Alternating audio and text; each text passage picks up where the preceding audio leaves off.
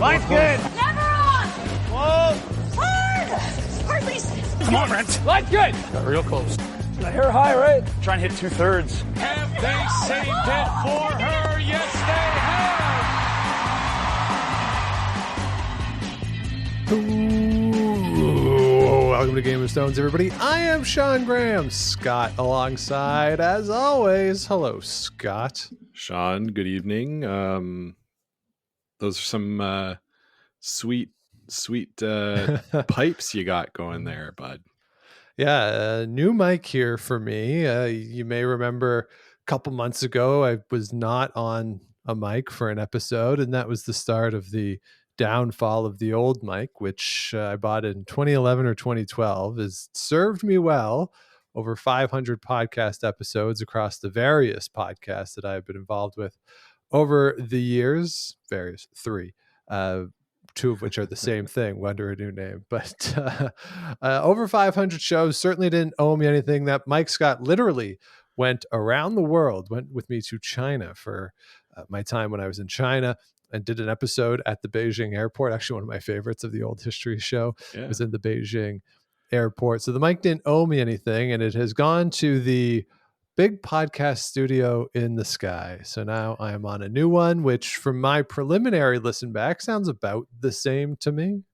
Yeah, I mean, it sounds good from my end. So yeah, here's to 500 more. There you go. So yeah, very excited to have this new setup, not only for the sound quality of it, but it's a little easier logistically for me, just in my office here, the way it's set up. So I'm very pleased with it.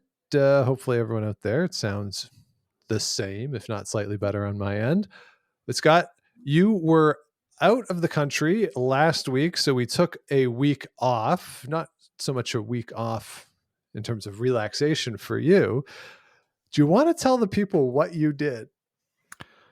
I mean, I went pretty far for very few days. I had a meeting for work and a lot of things going on here on the home front. So I did a quick dip out. The time difference was substantial. And I believe that I was on the ground for 3 days, and it took me about 2 full days to travel there and back. So yeah, so I came home Wednesday night, Sean, and Wednesday was a like 40 hour day, I think, with the time zones and stuff. So I messaged you at about 7:00 saying I was gonna crash. Yes, that night, and I sure did not come as a surprise to me that the week before. So we do record Wednesday nights. The week before, you're like, I'll be able to record. I'll be fine. And I'm honestly I was just surprised that it took that long for you to send me that note saying you were going to bed. Yeah. But I've recovered okay, and just a little sleepy in the middle of the day every now and then, But that's all right. That's we got to do these things. Got to attend these important meetings and be present. So yeah. Good to be back though. It was snowing when I got back, and it was our first snow of the year. So a little shocking that way for me. But yeah, I was saying to you before we started, we're also in the darkest part of the year. Mm-hmm. Plus it's been snowy, drizzly, rainy here. So we haven't seen the sun in a few days. Plus with the sun going down at 4:30, the energy levels are low. Yeah. 4:30, Scott. I'd take 4:30 at this point. I think today was 4:19 officially. Oh, wow. Well, but we are still in the office. So, but we are in the verge. It's either today or tomorrow, right? That it's the earliest sunset. That doesn't the sunset start to get later, but it's outpaced by the morning sunrise being delayed. So even the shortest day does not correspond with the earliest sunset. So, it's about a week or so before the shortest day that you get the earliest sunset. So we're closer to the extension of the day than you might think. Yeah, I'm looking here. The earliest sunset, 4:20 p.m. and then it goes up on Monday the 16th to 4:21. There you go. So the killer, though, for me, Scott, is that, as you say, it's been rainy and snowy here in the nation's capital, and the sun rises around 7:30, and it's when I'm leaving the house at 8, it's still not really bright at all. No, not at all. Not at all. But Yeah. the joys of winter in Canada, and I'll say this, the snow has made it feel more holiday-like, more festive here in Ottawa. I finally put up the lights, all that good stuff. But anyway, with all that said, since you were not around last week, since we took the week off, there's a lot of news stuff to update everybody on and get your thoughts on, Scott. Some of these things, I broke this news to you on Monday night after our curling game, things that you had not heard about or had not seen. So we are going to start with the most recent lineup change in the world of curling. Since the last time we recorded, Team Matt Dunstone announced that BJ Neufeld and the other three would be parting ways. A few days later, to very little surprise, at least to me, it was announced that EJ Harnden would be joining the team at the second position. Colton Lott will move from second to third. The reason it's not a surprise is, of course, that Ryan Harnden is on that team. So the Brush brothers are back together after a 2-year sojourn to different teams and different provinces. Colton Lott and Matt Dunstone, of course, played juniors together. In one of the stories I read about this, I think it was from the Sault Ste. Marie local paper, where they talked to all four members of the team, and Dunstone said that just the chemistry between him and Colton, because they've played together for so long, they know each other's tendencies and preferences, that it really works well. EJ Harnden stepped in at an event earlier this year when BJ Neufeld was unavailable. They played really well. They felt like there was something there, that this lineup change would work. I will say that on tour, the results have not been there for Team Dunstone in the last season and a bit. So not necessarily a huge surprise. Certainly not as surprising as EJ Harnden leaving Team Gushu after all the success they had as a team. Yeah. But still a bit of a shocker, a year out from the Olympic trials. Scott, let's set aside real quick the residency rules, because this team will be fine, I think, on points. Mm-hmm. But what is your initial take, or was your initial take when you heard about this? Well, yeah, when I saw that, I thought, really? Wow, that it seems it not quite as out of the blue as EJ Harnden, but yeah, like kind of why? I don't. And when we talked in the wake of the Harnden news back in October, you expressed some concerns that this was the curling world turning into more professional sports, where it's more about the transactions than the action on the ice. And I was a little dismissive of that as a concern when it happened. To be honest, I didn't really see that as likely. But now this, and there's been a couple more things that have happened, and maybe you're right, Sean. Maybe you're right. Potentially. It seems like there's kind of no limit now on when changes could be made. It used to be off season, and now we're seeing these are 3 significant changes to high level teams in season this year. Yeah. And it used to be in the olden days, Scott, before, in those quaint days before the 2022 Olympics, it was the off season of 2020, where you had the ones in 2018. That's the big one. But the prep for the Olympics was 2020. Now that was a little different given the world events of 2020. But generally speaking, that's what we saw, is that in even numbered years, that's when you saw bigger changes. That the big changes right after the Olympics, give it a couple of seasons, see how it goes, and then you make adjustments a year and a half out from the trials.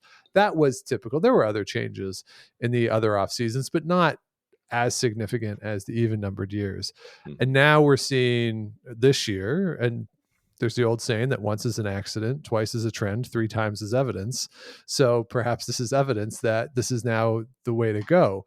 Curious to me that it's only been the men's side and only in Canada.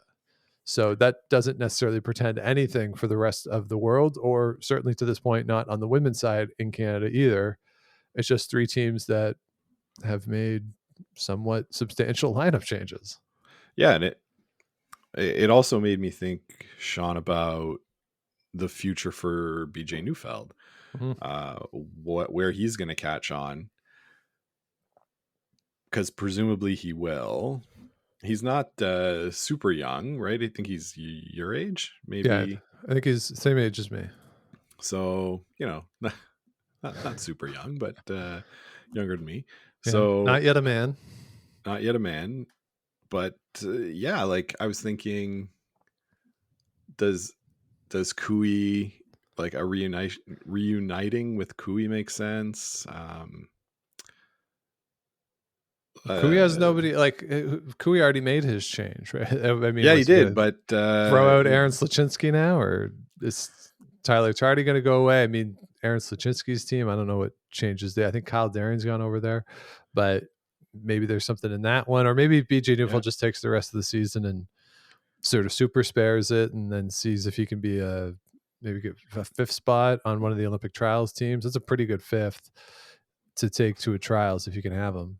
Well, I'd say, I mean, he's probably better than a lot of the players that are playing on the teams that are looking to get into those trials and have some success. So I think there's a fit there, but we'll see. We'll have to see.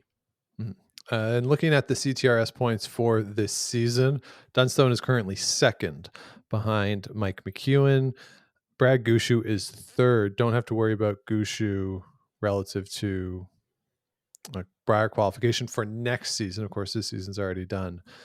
And then Jacobs is in 3rd or 4th, excuse me, but 3rd in terms of those qualifying points. So that's where we sort of sit right now with the points, and they'll be fine for the trials. If I can't remember if they already have a spot, but they're fine. If they don't, they're fine.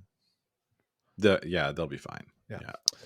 So we'll see them on the ice. They're playing this week, I think, in Penticton, that New Floors Penticton Spiel. That has a lot of good teams. Kind of the last big event before the Christmas break for those teams. So that'll be the first one. Then we'll see them for the first time on TV at the Grand Slam in Guelph in January.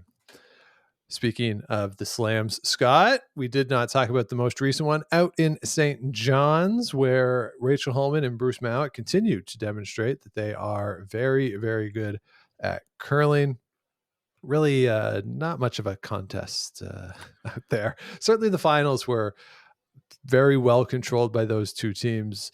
And despite what happened to Bruce Mowat in the final of the European Championship, they're still, I would say, at this point, the best team in the world. Rachel Holman, I don't think there's much doubt right now that they are the best and playing the best, which aren't always the same thing, that you could be the best team in the world, but not necessarily playing the best. And right now, I think these 2 teams are both. Yeah, they really are. If you look at the standings, they're like substantially ahead of the other teams in terms of world curling ranking points. However that's decided, it's that dark arts, but like they're head and shoulders above. And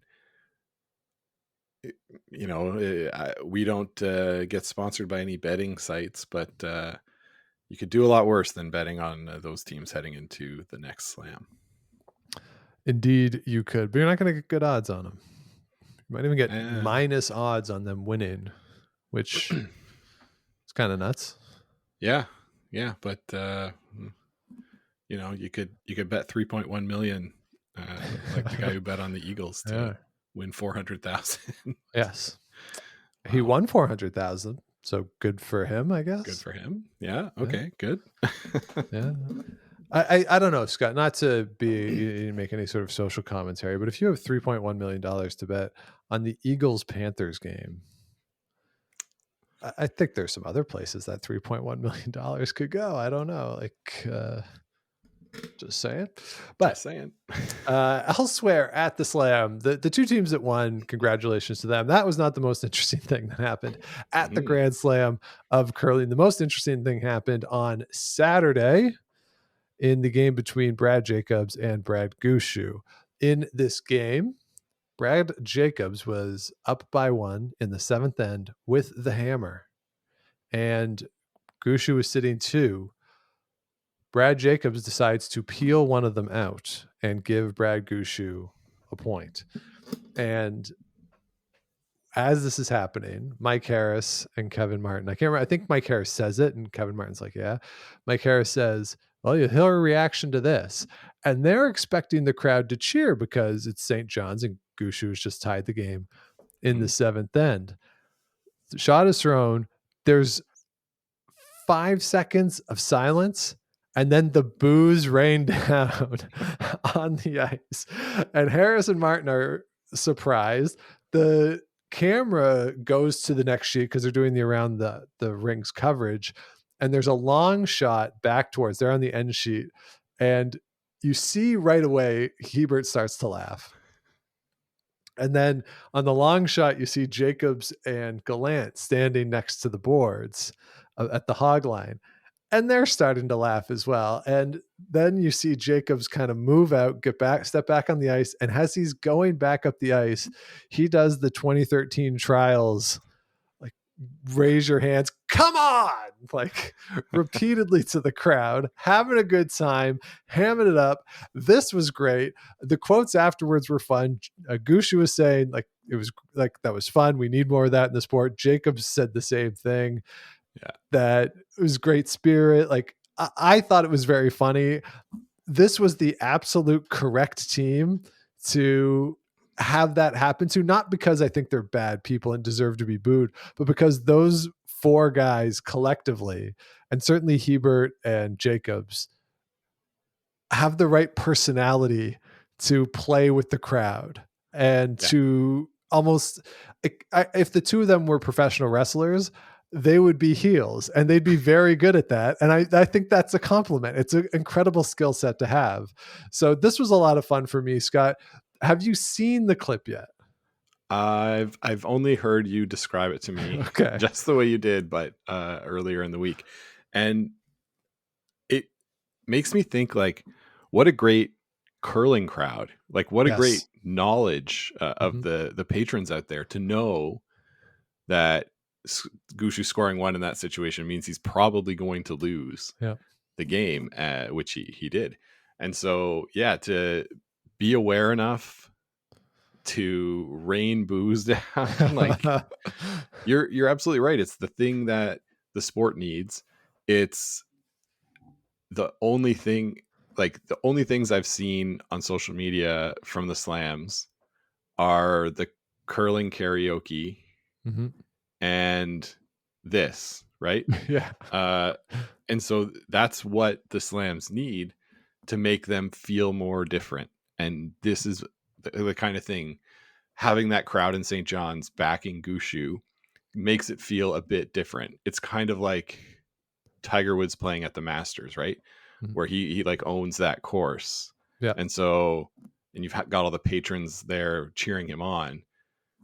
You kind of feel like a similar thing with Gushue in St. John's. So having a slam there, the success that it's had, I presume they're going back. I think they've showed well, right? And that's the kind of thing that's going to differentiate this event and keep people's eyeballs coming back to it. Yeah, I think there are 2 places in the country where that could happen, and that is St. John's or anywhere else in Newfoundland and Saskatchewan, where you have a defined Saskatchewan team, which we saw last year at the Briar, where it was Mike McEwen and that team. It was their week, and everybody else was just playing in Mike McEwen's event. It really is kind of how that went. And that's where you can see it. I think one of the challenges with having that kind of atmosphere and environment elsewhere in the country, say you go to Alberta, who's the home team? Yeah. But there's just so many teams. The other time we saw this a little bit, very different circumstances, was the Scotty's in PEI. 2011 in PEI, Yeah. where Kathy Overton Clapham played Jennifer Jones, still one of my favorites of all time. And that one was hostile though. Like that crowd was hostile towards Jennifer Jones. And Mhm. I mean, as hostile as people on PEI could ever get. So Yeah. they were smiling when they were mad at Jennifer Jones, and still very nice people. But that was very different from this. This wasn't hostile at Brad Jacobs. This was more booing out of disappointment. Yeah. And with a smile, booing with a Yes. smile, right? Knowing, Yes. oh man, this sucks for our team, but like, Yeah. let's Good on you. let's get them. Yeah, it's kind of the way that I always felt. Like I worked at the Blue Jays for 3 seasons, working in the stadium, and whenever the Yankees came to town, people would boo Derek Jeter, and I thought, like, what is, like, Derek Jeter seems so, at that point, and even now, like, I don't think he's ever done anything terrible. Like, he seems like a nice enough guy. Like, that's how he presents. Like, kind of boring at times, potentially on broadcasting. Whenever I've heard him do the pregame, doesn't say anything, but like utterly unoffensive to me. And he would get booed. And to me, it was because, well, he's really good and hurts our team. So that's why people boo him, because I couldn't think of anything else. Yeah. Yeah. I don't want to be supporting that player at all, so I'm going to boo. Yeah. It happens. Yeah.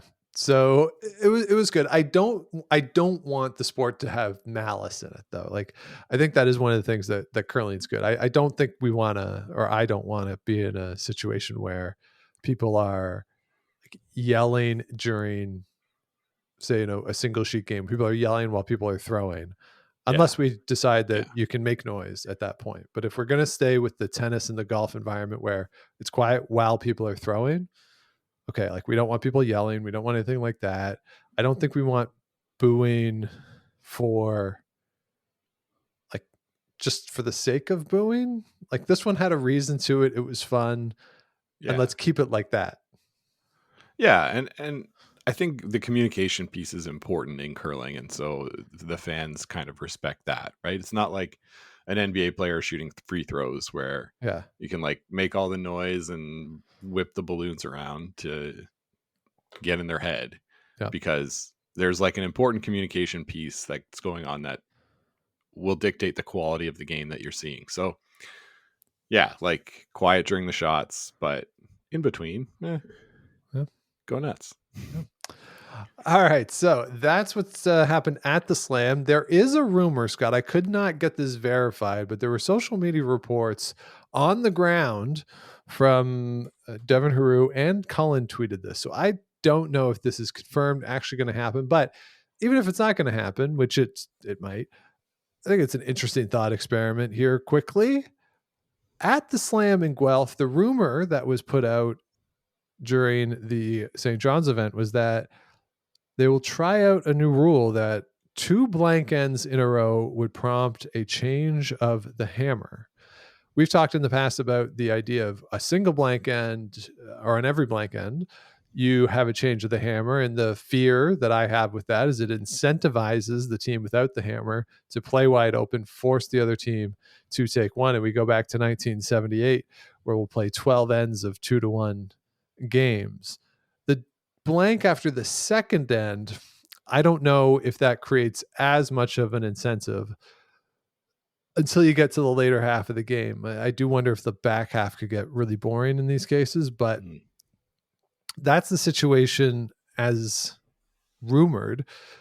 I don't mind seeing it tried. I'm open to trying stuff, especially at the Slams. I think that's what largely they're for, is the experimentation, and new rules have come out of it, which have been good. And they've tried things that haven't worked and have been bad.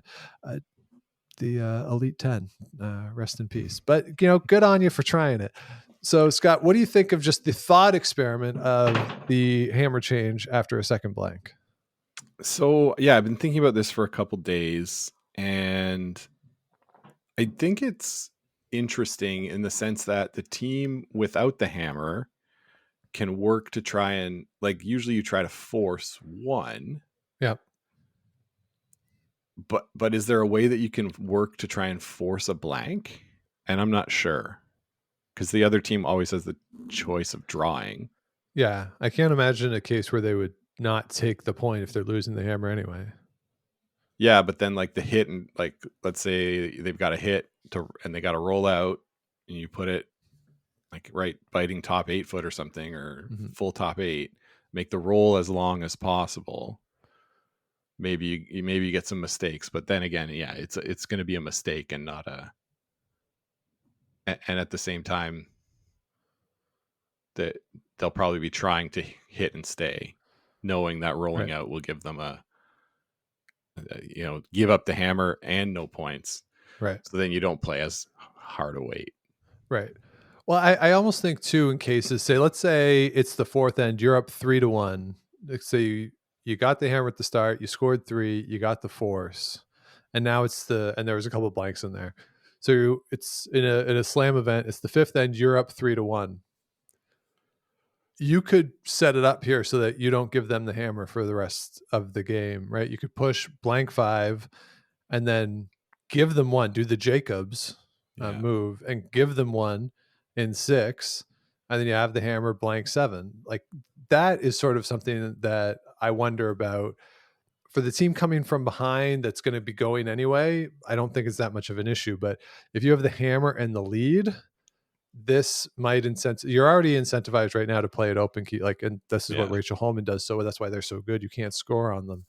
But the change would be, all right, we'll blank and then we'll give you 1. So instead of a Gunner-esque 5 blanks in a row, it'd be blank, steal, blank, maybe take 1, and then you've killed 4 ends and the score is the exact same.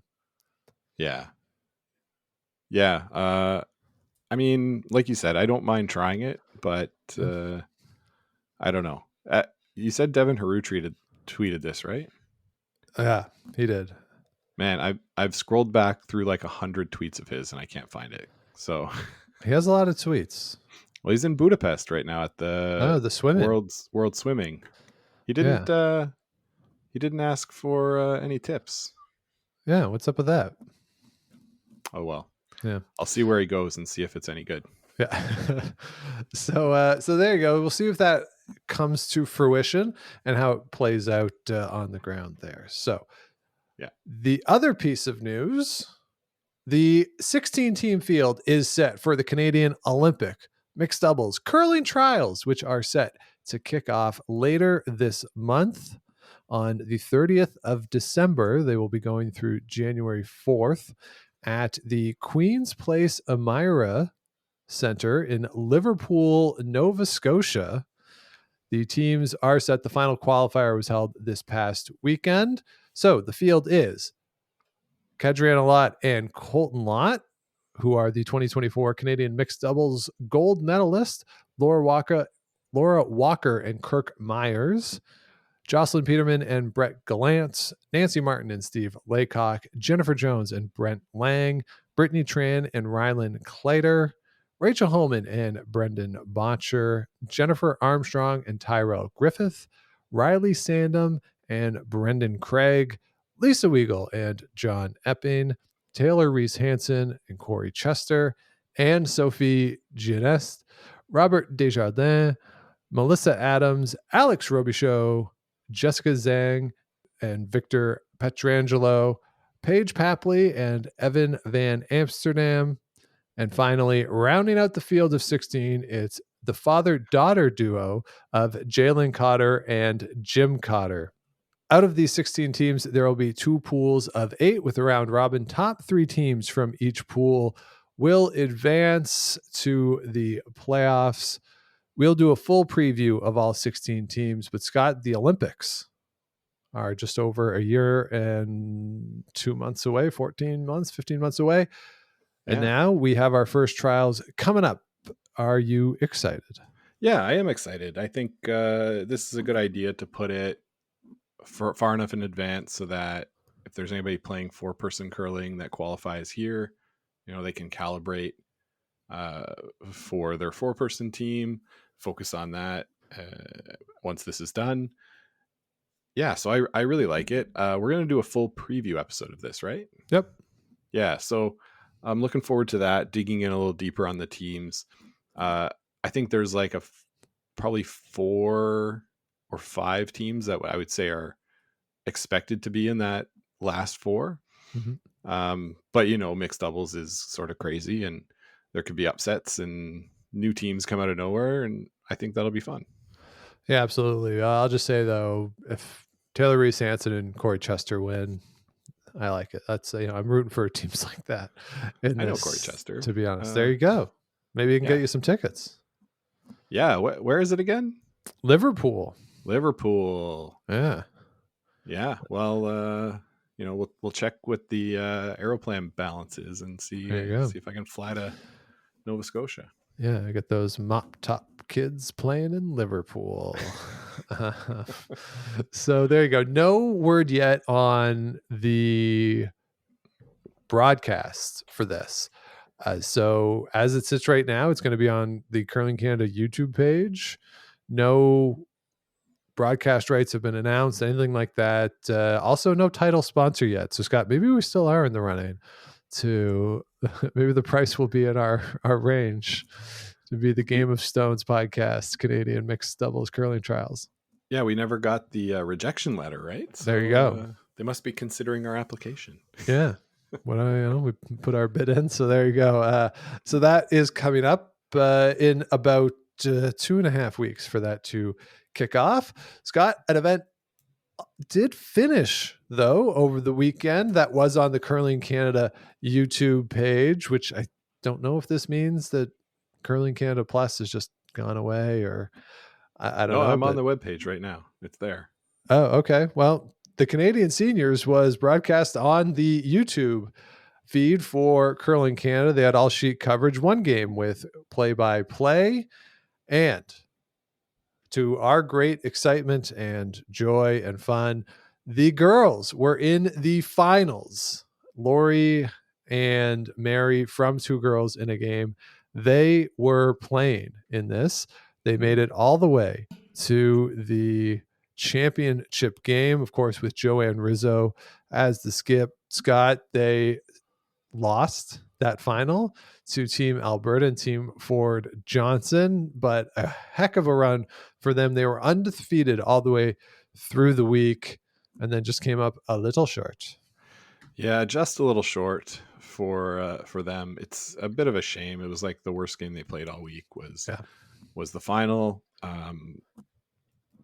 But all credit, they really fought right through to the very end. They had a chance at the end. So for those that weren't watching, 3 blanks in a row, that was during my afternoon nap that I took while watching, were the blanks. And then I woke up and they gave up a steal of 1 on it was like a pretty tough shot.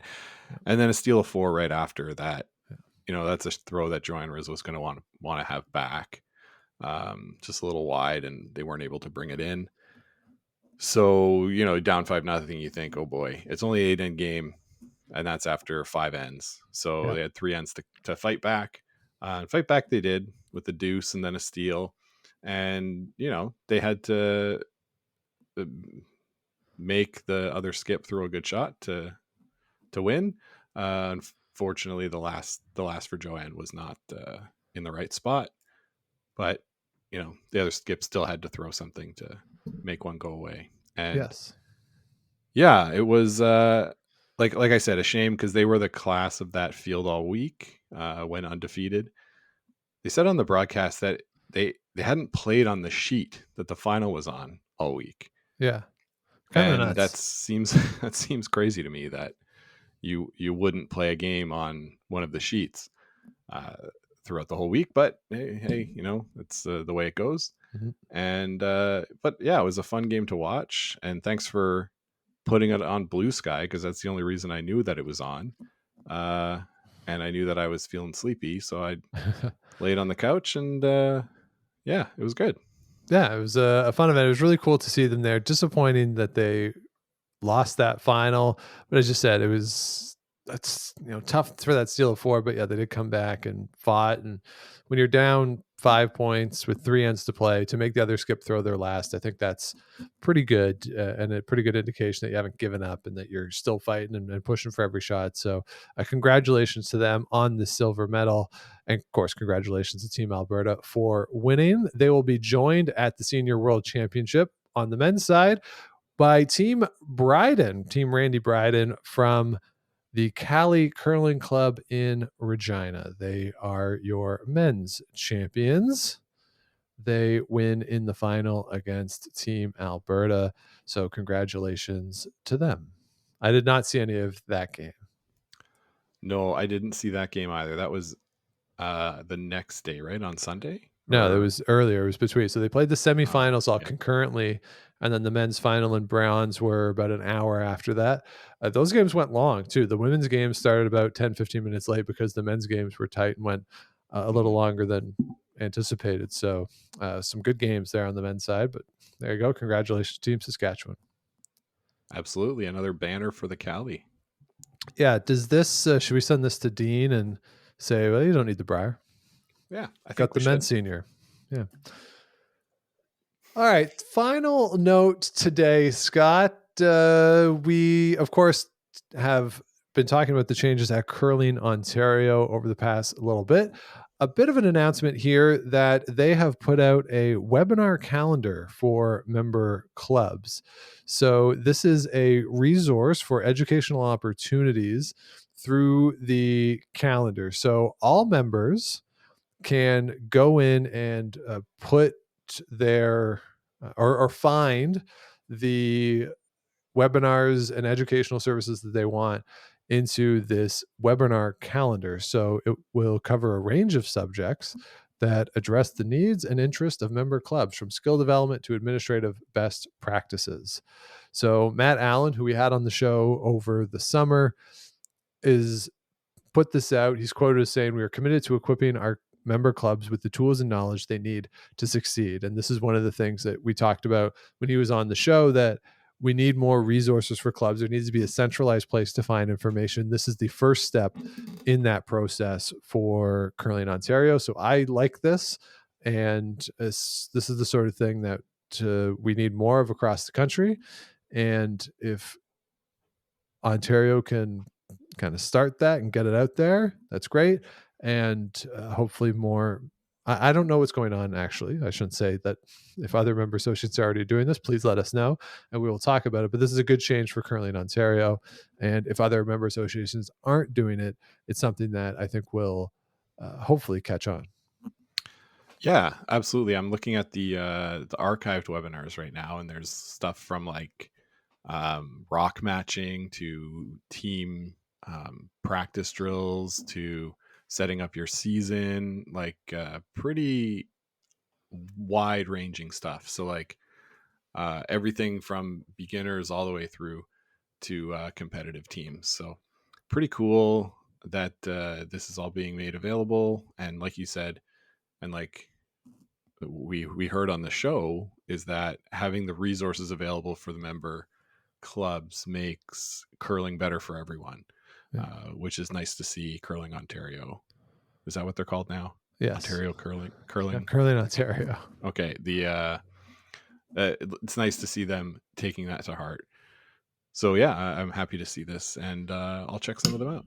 Yeah. So on the docket for the back half of the season right now, they have created a successful stick curling league, community guard by cooperatives, so insurance for clubs. They have a couple town halls, how to get Trillium grants. Those are provincial grants here in Ontario. Yeah. They have one called Ice Out, Lights Out, proper procedures for equipment shutdown. Cassandra DeGroot and Lynn Kreviasik, two names you might recognize as competitive players, are doing a session called Promote Women's Knowledge and Skills in the Back End Positions. So some really interesting stuff there coming up on the Curling Ontario webinar series, I guess, or collection. So I will see if I can link to that. This is all from the press release. I'll see if I can link to what's there, but certainly worth checking out. Yeah, definitely. That'll be good resource for people. Yeah. And I think with that, that'll do it for this week. So thanks so much for listening, everybody. If you have not yet, please do subscribe wherever you get your podcast, like, rate, comment, all that good stuff. Helps other people find the show, keeps us growing. Head on over to GameOfThronesPod.com. All of our past episodes are there, plus a link to the merch. I don't want to guarantee that if you order now, stuff will get there before Christmas, because there's a postal strike going on in this country, and I don't know how our stuff gets shipped out. But hopefully it could potentially, I don't know, but nevertheless, the merch is there if you want to order it, potentially as a gift, something for yourself. It's all there under the merch tab. And of course, we're on the socials at Game of Stones Pod. Scott mentioned Blue Sky. I am only going to be doing links to the episodes on Twitter moving forward. That's all I'm doing on Twitter. I'm not looking at it anymore. I can't do it anymore. The algorithm's just too bad. All I want is the people I follow in the chronological order of when they tweet. I don't think that's too big of an ask. And I know how to do that on Blue Sky. I don't know how to do that on Twitter anymore. And especially during sports, like during the Grand Slam, you're seeing Colin and Haru, they're tweeting, and sometimes it's like, oh, what a great shot. And I don't know if that's based on what I just saw or something from the draw this morning.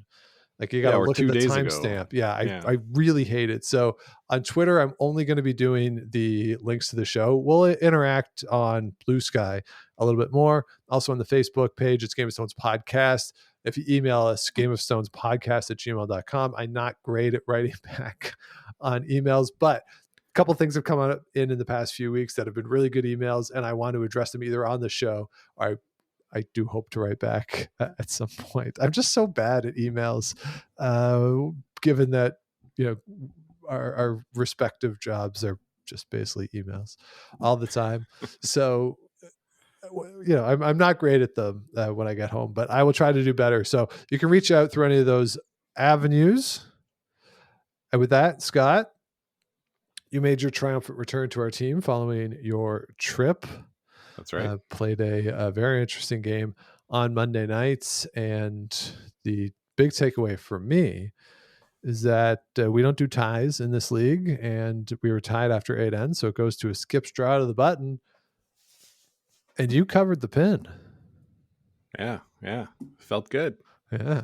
Felt good. Couldn't have done it without my front end correctly judging and shepherding the rock down there. But yeah, it was a really interesting game. I felt like it got away a little bit in the 7th end, and we gave them a deuce to go up 1.